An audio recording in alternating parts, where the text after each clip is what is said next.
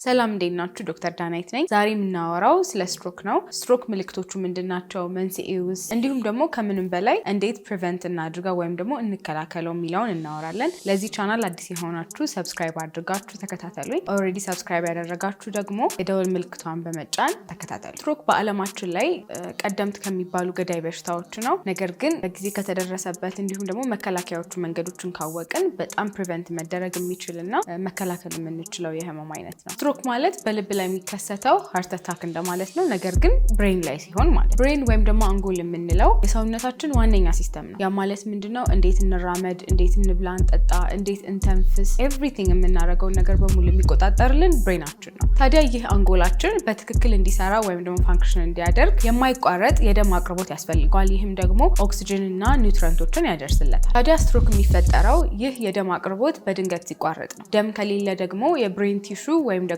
ብሬናችን ደም የማይደርሰው ከሆነ ደግሞ ወዲያው በደቂቃዎች ውስጥ መሞት ይጀምራል። ስትሮክ በሁለት ይከፈላል፣ ስኬሚክ ስትሮክ እና ሄሞሬጂክ ስትሮክ ተብሎ። ስኬሚክ ስትሮክ የምንለው 88% አካባቢ የሚሆነውን የስትሮክ አይነት ይይዛል። ይህም ደግሞ የሚፈጠረው እንዴት ነው? ወደ አንጎላችን የሚሄዱት የደም ቧንቧዎች ወይም ደግሞ ወደ ብሬናችን የሚሄዱት የደም ቧንቧዎች ሲዘጉ ወይም ደግሞ ደም ማስተላለፍ ሲያቆሙ ነው። በዛ ሰዓት የዛ የተዘጋበት አካባቢ የአንጎላችን አካባቢ ማለት ነው ደም ስለሚያጥረው መሞት ይጀምራል ማለት ነው። ወይም ደግሞ ኢስኬሚክ ይሆናል። ስኬሚክ ማለት የአንጎል ሴሎቹ ሲሞቱ ማለት ነው ስኬሚያ የምንለው። ይህንን ለምሳሌ እንዴት አድርጋችሁ ትወስዱታላችሁ? በየቤታችሁ ያለው የቧንቧ ቱቦ የሆነ ቦታ ላይ በቆሻሻ ወይ ደግሞ በሆነ ነገር ቢዘጋና ውሃ ከዛ በኋላ ማለፍ ሳይችል ብላችሁ አስቡት። ይህንን የአንጎል የደም ስሮች ከሚዘጉ ምክንያቶች ውስጥ ለምሳሌ ስኳር ያለባቸው ሰዎች ላይ እንዲሁም ደግሞ የኮሌስትሮል መጠናቸው በጣም ከፍተኛ የሆኑ ሰዎች፣ የደም መርጋት ችግር ያለባቸው ሰዎች ላይ የመሳሰሉት ላይ ሊታይ ይችላል። ሁለተኛው ደግሞ ሄሞሬጂክ ስትሮክ የምንለው ነው። ይህ የስትሮክ አይነት ብዙ ጊዜ ማይፈጠር ቢሆንም ነገር ግን በጣም አደገኛ ነው። ይህ ስትሮክ የሚፈጠረው እንዴት ነው? በአንጎላችን ውስጥ የሚገኙት የደም ስሮች ሲበጠሱና ወይም ደግሞ ሲፈነዱና ደም በአካባቢው ላይ ሲፈስ ነው። የዚህም ደግሞ ብዙ ጊዜ ዋነኛው ምክንያት ተብሎ የሚጠቀሰው ከፍተኛ የሆነ የደም ግፊት ነው። እንዴት አድርጋችሁ ታስቡታላችሁ? ለምሳሌ አሁንም በየቤታችሁ ያለውን ቧንቧ አስቡትና በጣም ከፍተኛ ግፊት ሲኖር ቧንቧው የተያዙበት ብሎኖች ምናምን ተፈተው ውሃው ቢፈስ ብላችሁ አስቡ። ስለዚህ በአንጎል ውስጥም እንደዚህ ደግሞ ሊፈስ ይችላል ማለት ነው። ይህ ሄሞሬጂክ ስትሮክ እንለዋል። በዛ ሰዓት ደግሞ የደም ፍሰቱ ስለሚቋረጥ ስትሮክ ይፈጠራል ማለት። ስትሮክ አደገኛ ነው የሚባልበት ምክንያት አንዴ የአንጎላችን ወይም ደግሞ የብሬናችን ሴሎች መሞት ከጀመሩ መመለስ አይችሉም። ስለዚህ ጉዳቱ ኢሪቨርሰብል ነው ወይም ደግሞ ወደኋላ መመለስ የማይቻል ነው። ለዛም አደገኛ ነው ተብሎ ይጠቀሳል። እናም ደግሞ ለዛም ነው ብዙ ጊዜ በስትሮክ የተጠቁ ሰዎች ካያችኋቸው ፐርማነንት የሆነ የማይሻለው የሰውነታቸው ፓራሊሲስ የሚይዛቸው፣ የመናገር ችግር፣ የማስታወስ ችግር፣ የተለያዩ ችግሮች የሚይዟቸው ኢሪቨርሰብል ወይም ደግሞ የማይመለስ ስለሆነ። አንድ ሰው ስትሮክ ላይ እንደሆነ የምናውቀው እንዴት ነው? ለምሳሌ ቅድም መጀመሪያ ላይ ስገባ እንደነገርኳችሁ እንደ ምሳሌ ያነሳሁት ያ ሰው ፊቱ አንኢቨን ሊሆን ይችላል ወይም ደግሞ እኩል ላይሆን ይችላል። ለምሳሌ አንደኛው ፊቱ ወረድ ሊል ይችላል፣ ሊጣመም ይችላል። ሌላ ደግሞ የሰውነታቸው መድከም ነው። ለምሳሌ አሁን ስትሮክ ያለበትን ሰው እንደዚህ እጃቸውን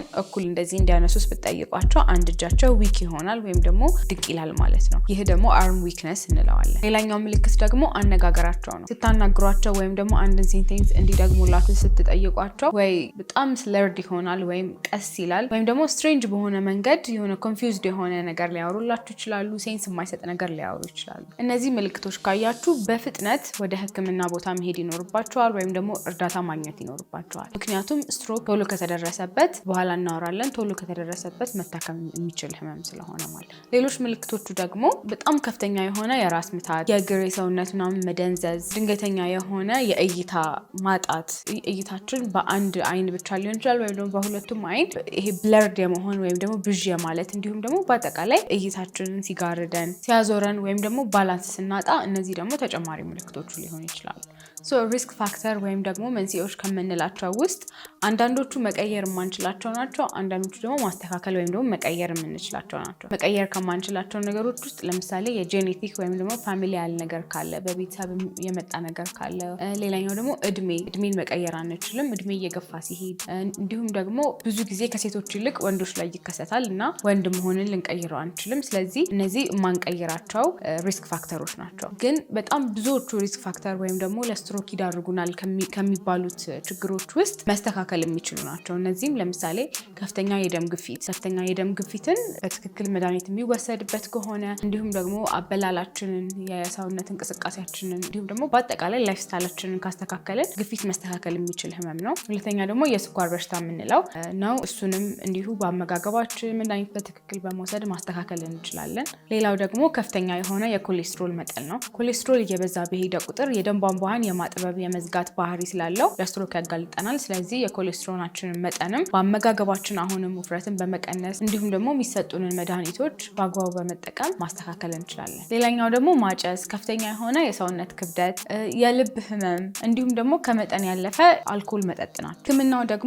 በጊዜ ቅድም እንደነገርኳችሁ በጊዜ ከተደረሰበት በጣም በጊዜ ከደረስንበት መታከም የሚችል ችግር ነው። ነገር ግን ብዙ ጊዜ እነዚህ ህክምናዎች በተለይ ደግሞ እንደ ኢትዮጵያ ያሉ ሀገሮች ላይ በስፋት አይገኙም። በየመንግስት ሆስፒታሎች ውስጥ ያሉ ቦታዎች ላይ አይገኙም። ትንሽ ኮስቲም ሊሆን ይችላሉ። ነገር ግን በጊዜ የሚሄዱ ግን ሁሌም ቢሆን ጥቅም ይኖረዋል። አሁን ለምሳሌ ኢስኬሚክ ስትሮክ የምንለው ላይ የደም መርጋት ኦር ደግሞ ኤኒቲንግ ክሎግ ያደረገ ነገር ካለ፣ የደም ፍሰቱን የዘጋ ነገር ካለ ለምሳሌ አሁን ብዙ ጊዜ የደም መርጋቶች ነው የሚሆኑት። ስለዚህ እነዚህን የደም መርጋቶች ብዙ ጊዜ በ4 ከግማሽ ሰዓት ውስጥ ቶሎ ከተደረሰበት ይህንን የደም መርጋት የሚበትኑ መድኃኒቶች ይሰጣሉ። እንዳልኳቸው ኤክስፔንሲቭ ሊሆኑ ይችላሉ። ሁሉም ሆስፒታሎች ውስጥ ላይገኙ ይችላሉ። ነገር ግን ቶሎ ከደረስንበት ሊታከም ይችላል። እንዲሁም ደግሞ ብዙ ጊዜ የደም መፍሰስ ከሆነ ችግሩ ወይም ደግሞ ሄሞሬጂክ ስትሮክ የምንለው ከሆነ በሰርጀሪ የአካባቢ ደም የፈሰሰበት አካባቢ ሊስተካከል ይችላል። ደሙ ፈሶ የረጋበት ቦታ በሰርጂካል ፕሮሲጀሮች ሊወጡ ይችላሉ። ስለዚህ ቶሎ አክት ማድረግ፣ እንደዚህ አይነት የስትሮክ ምልክቶች ያያችሁበትን ሰው በፍጥነት ወደ ሕክምና መውሰድ በጣም አስፈላጊ ነው። ልክ ስታዩቸው ምን ሆኖ ነው ብላችሁ ውሃ መስጠት የለባችሁም፣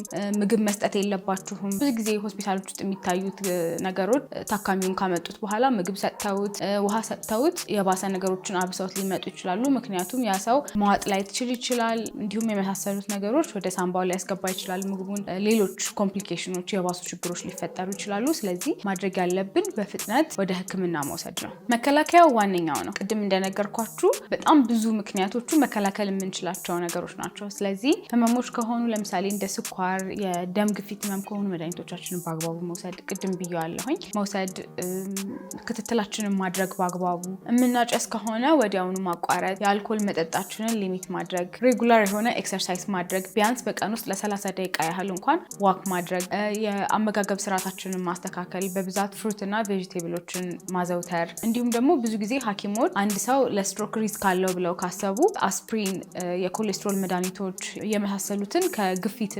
ከስኳር መድኃኒቶች ጋር ቀላቅለው የሚሰጡበት ጊዜ አለ።